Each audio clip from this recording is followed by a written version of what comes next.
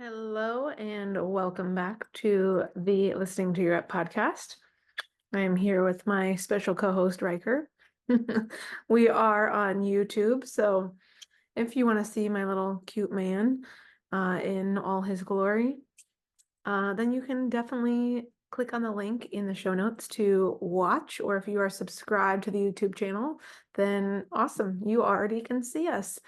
So this week I wanted to share an episode that I've never done an episode on this topic and thought it would be a great topic to discuss, and that is the topic of plants. And when I say plants, I'm talking about having them in your home, like real live breathing plants, living and breathing plants. Okay. So what I want to do in this episode, as always, is I want to come with the facts about like how plants have become more prominent in homes, especially post-pandemic or since the pandemic.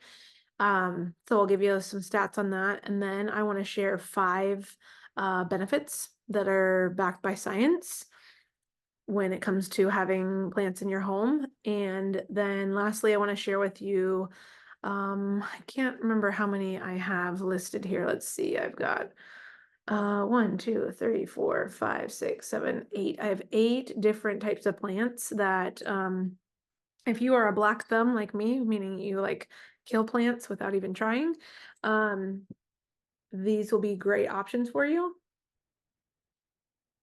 Oh, sorry, Riker, excuse me, I was having a sip of my poppy. These will be great options for you because they need little to no maintenance. So I will share those at the end.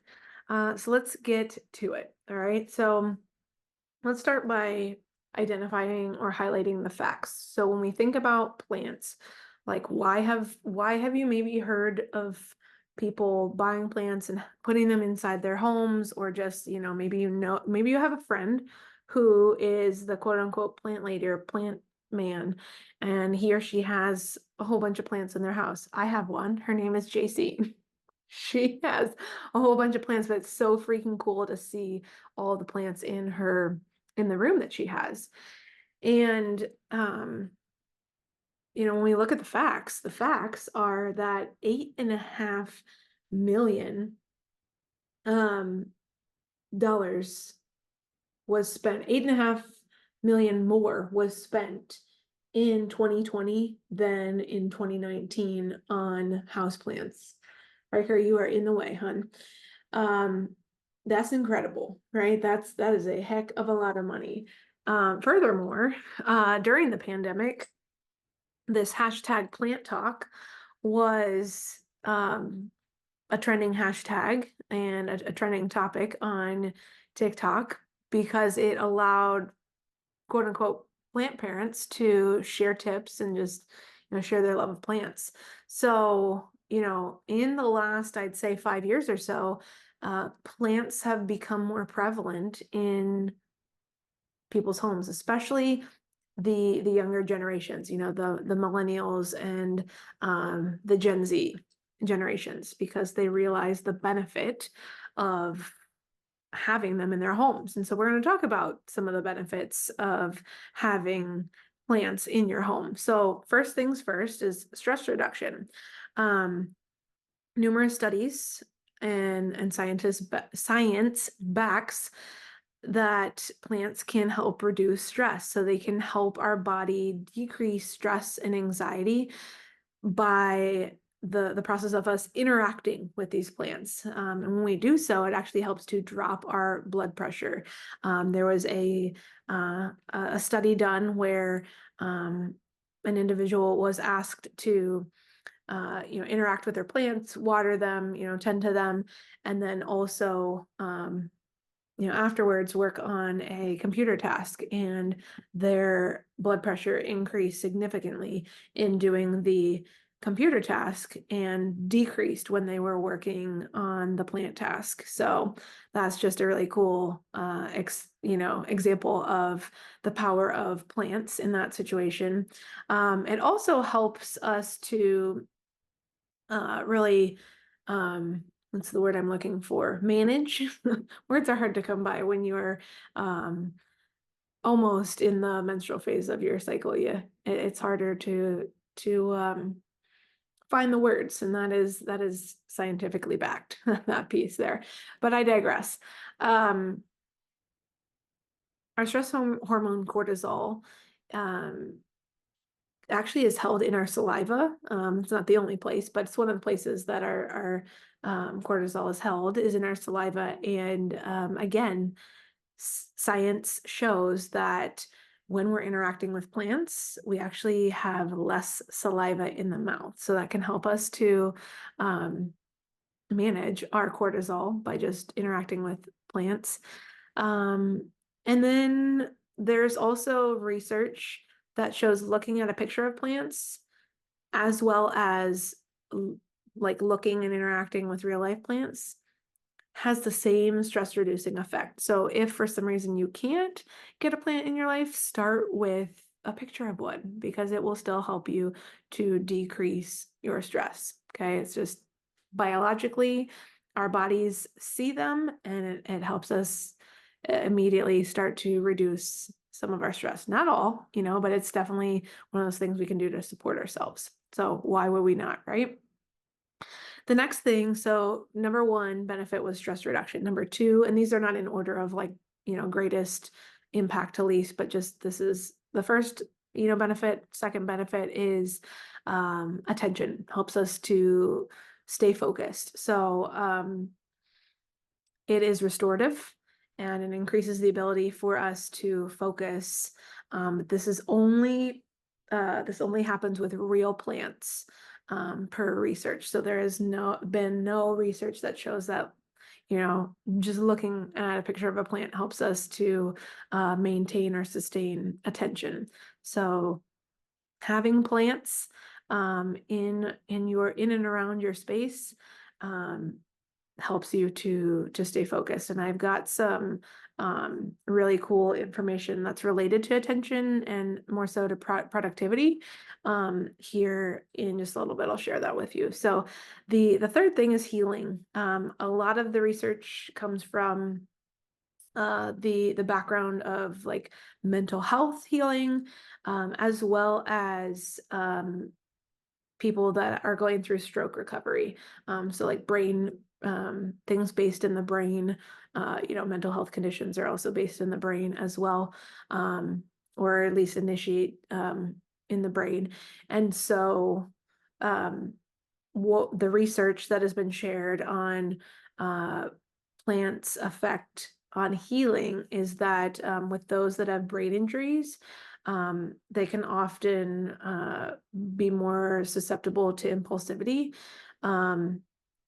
And when those individuals are working with plants, it requires them to slow down and process and make intentional decisions.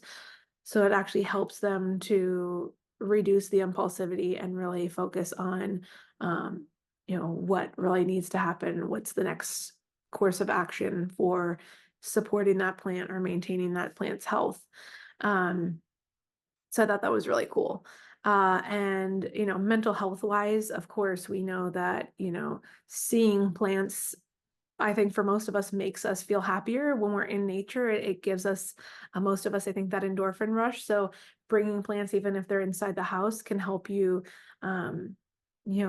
focus more on the positive, which I think is great. Then next we have happiness and satisfaction. And so I think that's 4, right? Yes. So the fourth one is happiness and satisfaction.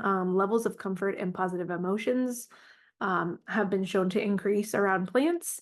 And then this is really cool too. Studies show that purple and green plants were more effective in reducing negative emotions. So that's really cool. I love that. This makes me want to get a purple orchid and keep that in my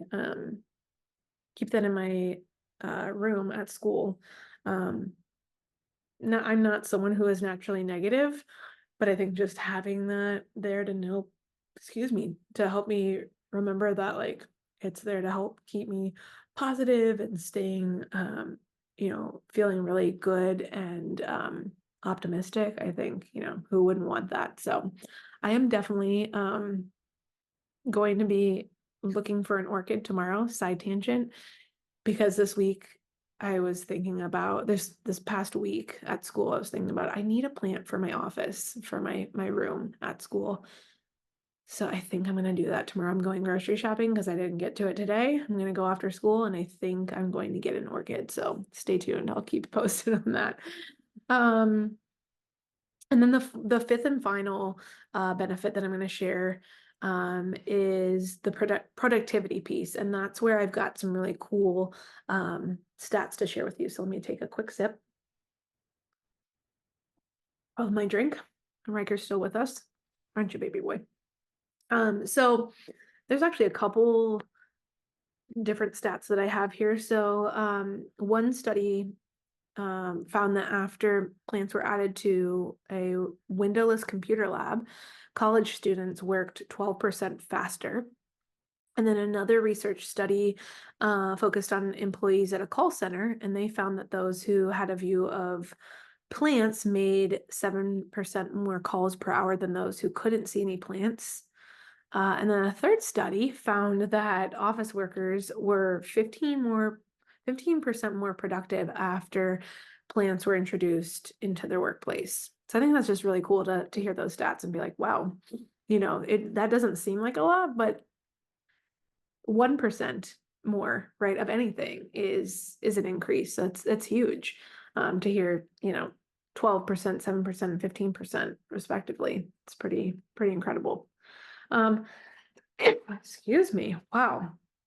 Bless myself. So the last thing I want to share with you is several plants that you can look into, and I'm not going to tell you what exactly they look like because you can go do the research yourself on which one you want and which one would be best for you and which ones you can get, more easily than others. And cost wise and everything, I didn't look into all of that, but I did look for what are the lowest maintenance, the easiest plants to take care of that you could, start with in your household or at your place of work. So the ones that I found were the parlor palm, the fiddle leaf fig, the money tree. That one's pretty cool if you look that one up. The philodendron, the Chinese evergreen, the spider plant, the string of pearls. That's a cool looking one too. It looks like it's got peas, like the vegetable coming off of it. And then of course the orchid, like I was just sharing. That's what I want to get. All of these, and again, you'll have to look at the specifics on them, but all of these, for the most part, need to be watered once a week. Some of them, it's like once every other week. So, again, pretty easy to maintain and to keep alive. So if you're a black thumb like me and you want to become a green thumb, these are great, great plants to start out with. So that is that. If you have any questions on this, if you have any thoughts on this, you know that in the show notes there is a button at the very top of the show notes to text me with any thoughts or questions or comments. So feel free to do that. And yeah, as always, I hope you have a fantastic week ahead, and I will chat with you again soon. Take care.